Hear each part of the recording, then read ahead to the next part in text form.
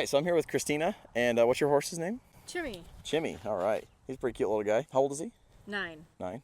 That's a good age. And you've had him how long? Less than a year. Less than a year. Yep. Okay. And can you just tell us a little bit about the issues that you're having with him?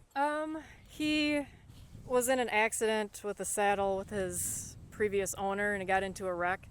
So has a lot of anxiety with the saddle even sliding, because the person that was riding him fell off and then the whole thing went underneath him. So he's got that going, and just anxiety with being tied and anything you approach him with. If you have him tied and you approach him with something, he has a tendency to pull back. Pull back. Yeah.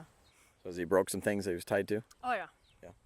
Yep. And so basically now you don't tie him anymore? Yeah, that's kind of, I just loop it around tight, Yeah. so he thinks he's tied just in case. Yeah. Yeah. Okay, and after that wreck happened, what were some of the symptoms that you observed when trying to saddle him? Just jumps around and acts like he's never seen a saddle pad before. Like basically a brand new colt that's never been saddled. All right. So that to me is what I would call like a one-time learning experience. Whenever there's something that happens to a horse that has some emotions attached to it, meaning they're real scared of it, all it takes is one time, and then it can have some lasting effects. And I think you've done a good job kind of trying to work through that, but I think there's a few more things that we can do. And so I'm going to show you a couple other ideas. The idea is that the saddle has become a scary thing, even though he'd been saddled probably a million times. 9, he's probably been rode quite a bit. Yep. Because I know he's pretty well trained. You've been able to show him successfully and whatnot. And so what we want to do is create a scenario where the saddle is the relief. Okay, and so I'm going to play with him a little bit, and we'll see if we can set that up. So we're going to address this as 2 separate issues. We're going to address the saddling first. Actually, no. Actually, we should address the pullback issue first, because so that's an example. Yeah. So we're going to address the spookiness and the pullback thing first, because that might set up a scenario where we're releasing him to the saddle. Now, here's the thing with releasing to a saddle. You can't just walk the horse up to the saddle and say, here, smell it. Like a lot of people would think, oh, if you just spend hours petting him with the saddle pad, having him look at the saddle and pad, that'll fix it. And the problem is you can't add time. Time won't work to a horse that has emotional attachment. It might give you a starting point. So I'm not saying going slow isn't a good way to start it, but I also know that when they've had a really traumatic experience, you're going to have to do more than talking about the weather. And so we got to find a way to put him in some binds where he can then think his way through it and find relief then being saddled, okay? And so if he already has a bit of a pullback issue, we can address that kind of separate. Before we do that, I want to get to know him a little bit. I'm just going to mess with him with a flag here and just see if we can't get any reactions to anything.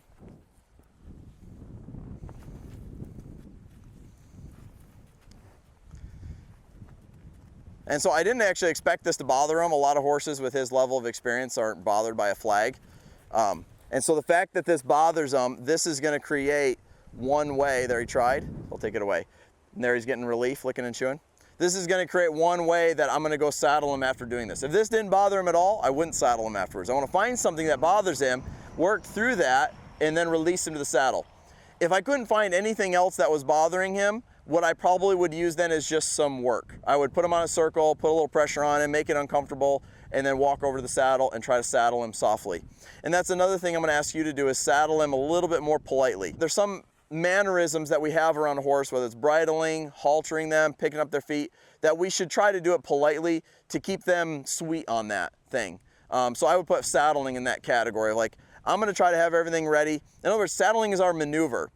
And it's like, if I was going to do a lead change, I wouldn't just like ride, lead change, and just go like crazy. Because then I'm going to put brace into that maneuver, whether it's spinning or a lead change, or, I want to release them to that maneuver. And so I'm going to try to do the maneuver as softly and quietly as possible without sneaking.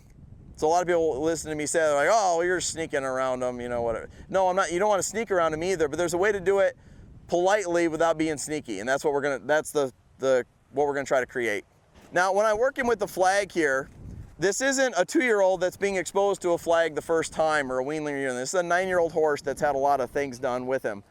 And so I'm doing this as a little bit more of a test, more so than I'm doing this as a first-time training experience. I'm trying to communicate to him that he's not going to get relief from the flag by bouncing around. So it's my energy is gonna be up. So saddle's polite, this is not gonna be super polite. I'm not gonna whack him with it. I'm just gonna show it to him. In other words, you don't wanna do it like this. Just a flag, just go easy. You know, this is like if I was at a weanling that's never seen a flag, I might approach it, back away from them, present it really gradually, maybe even wind it up on the stick, make it a little easier at first. I'm not trying to make this super easy. This is my exercise that I'm gonna present him with as a challenge to then release him to the saddle. And already he's developed a little bit of like, oh, you're just messing with me. You can kind of see that. So now I'm gonna take him to the saddle. I don't think that one is deep enough to have a lot of meaning, but we're gonna try to, what I would do is for a few days, 3 to 5 days, is present him with the saddle and pad pretty softly. And I don't even think you have to cinch him up, because cinching him up isn't the issue, is it? For the most part, you've kind of told me that getting to that part right there. So would you say that was pretty good? Yeah. So I'm gonna release him there. I would also say that, you know, you didn't mention this in the interview there, but people were telling you, put him in a stall, you know, control his body to where you can get the saddle on. That's where you were starting at.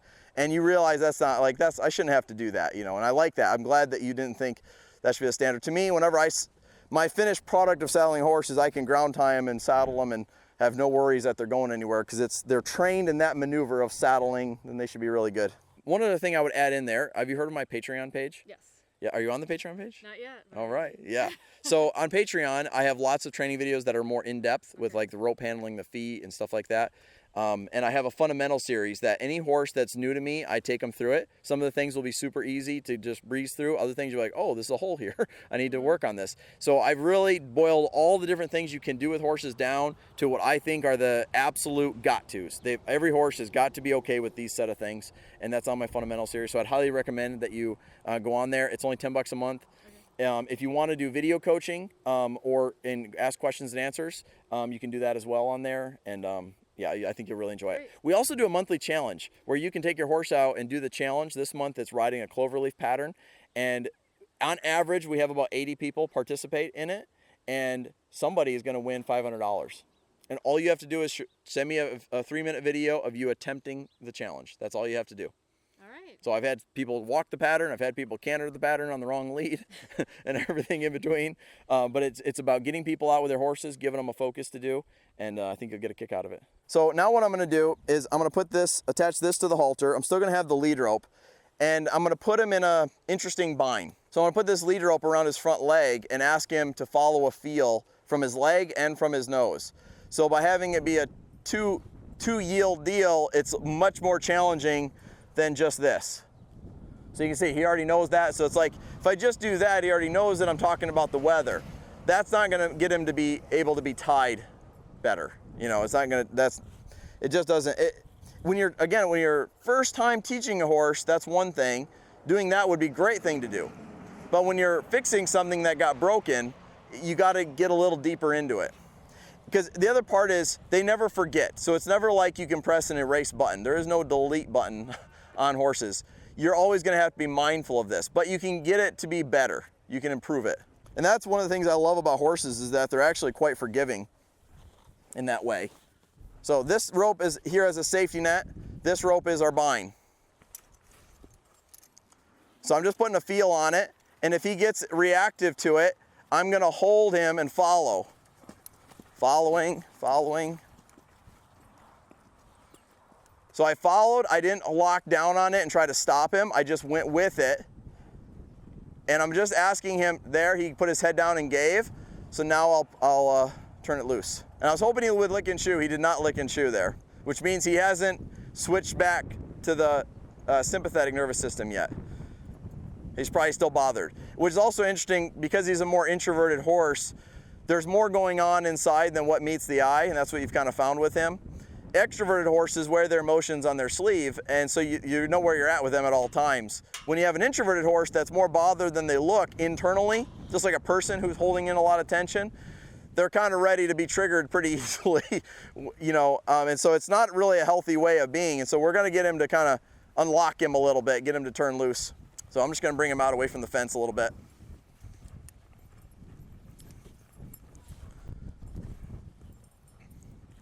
That was really big. He gave his foot and lowered his head right there. So this really speaks to how smart he is. You know, he figured that out very quickly. So again, I'm trying to just maintain the feel.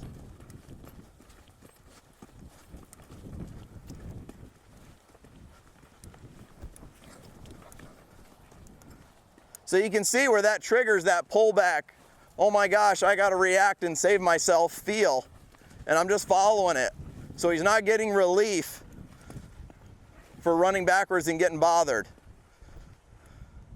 There he got relief. There's a lick and chew. And this is the uncomfortable part about horse training that is an unpopular opinion of mine, is that we need to find ways to expose this with a horse for safety's sake. You know, to have them be cooperative for being saddled, but also for the farrier, the vet, or being trailered, living inside fences.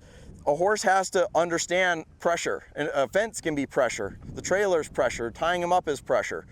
And so it's our job to really be their kind of life coach and help them work through these things and not just talk about the weather. But that was a big moment for him, and so I'm gonna give him a lot of relief there. But that's what I mean when I say you gotta be able to put them in a bind and have them work through it.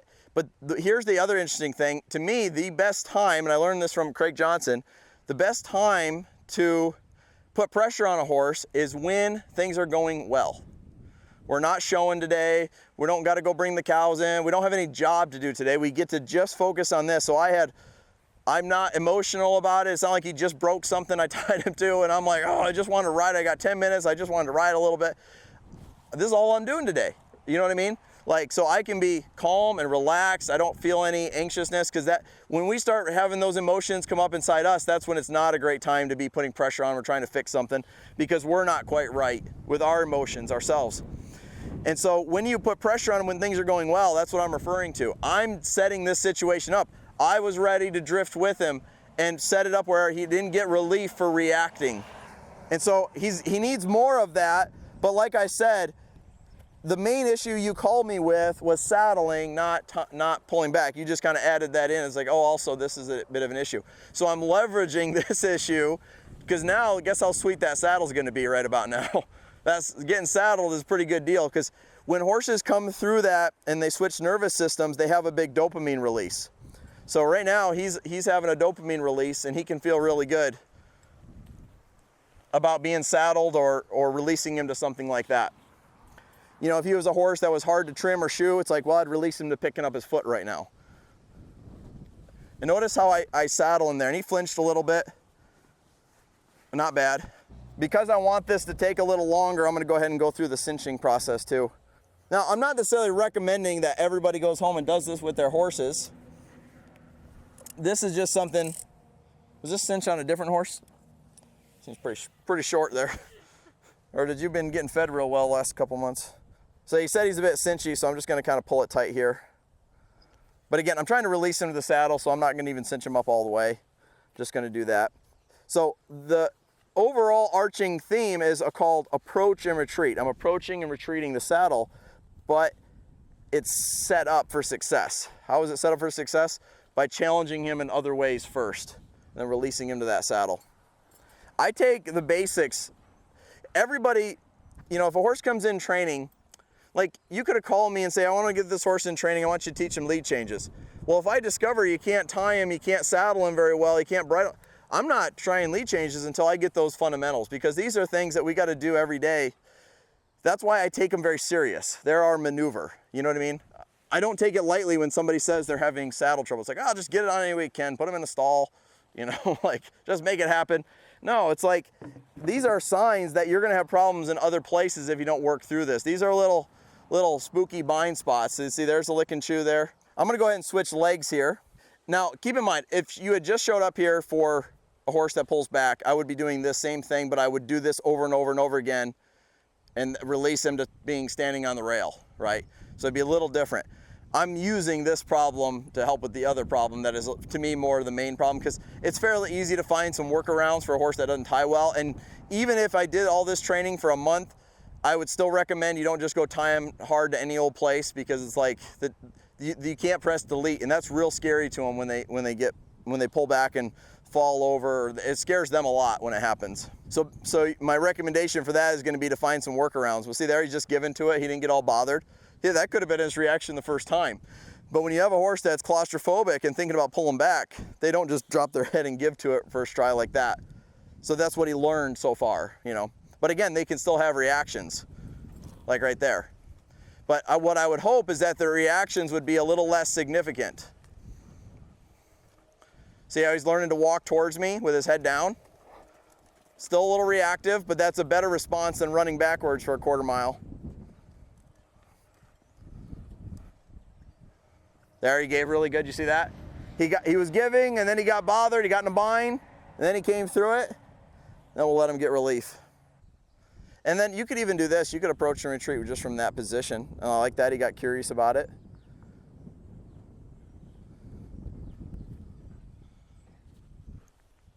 And basically, if I was saddling him and whatever move he did, if he backed up or he turned his hindquarters, I would over agree with him. I wouldn't try to control him with that. So just as a future homework, say we were to go backwards, I would continue backing him until he didn't want to back up anymore. And then I'd bring him forward and let him get relief coming forward, then go right back to the saddle and pad. Versus trying to contain him and stop him from doing that. I'd be like, you can feel free to move. I know you need to move your feet there. You're a little bothered by it. Let me help you do that more. And then what he's going to discover, there actually isn't relief in backing up or sidestepping and moving his hindquarters around. Does that make sense? Yeah. Versus you look more predatorial to the horse if you just try to control them and just stop it right off the bat. And there he took a breath while I was yakking away. Now, I want you to notice too how I'm saddling him. I got my hand on this far side of the cantle, rolling it up into my armpit. This allows me to have this hand free for the lead rope. I can drop it down and get a hold of him quickly if I need to. So I'm here, and then I'm gonna rotate and swing around and land it on him. And you see how smooth that is? And just most horses wouldn't mind that. And that relies a little bit more on technique than muscle. A lot of people have the saddle here and they have to lift up like this. And that's a lot of like upper body muscles that are kind of small. Like that's not the saddle has a lot of leverage on the end of your arms here. And so it's not a very powerful position for a human to be in to try to lift this heavy saddle up there. So if you can learn to rotate it and swing it on like that, it's actually a trick we learned from a guy that does harnessing horses. When you're harnessing this 19-hand, Percheron or something, you got to just lay that on there a little smoothly. And sometimes you can actually lay it even just on the side of them here and then tip it over the rest of the way to make it a little bit easier yet. So I don't feel like I'm being sneaky with that, but I'm being polite. So I'm gonna have you go ahead and do the same thing I just did now. Just go ahead and lead them out with both ropes. And once you're far enough away from the fence, then you can pick a foot to wrap it around and give you a crack at it. That's good. The horsemanship part of this, the technique that can be tricky is if he runs backwards, you have to maintain, if say there's 5 pounds of feel on the rope, wherever you have to move your feet with his feet to maintain 5 feet or 5 pounds of pressure. That's the challenging part of this if you've never done it before. So then give yourself a little room, because sometimes they can pop up, they can do all kinds of things. So now just go ahead and put a feel on that red rope. And you can kind of pull on it. It's like you want them to feel it. You're kind of trying to instigate a problem.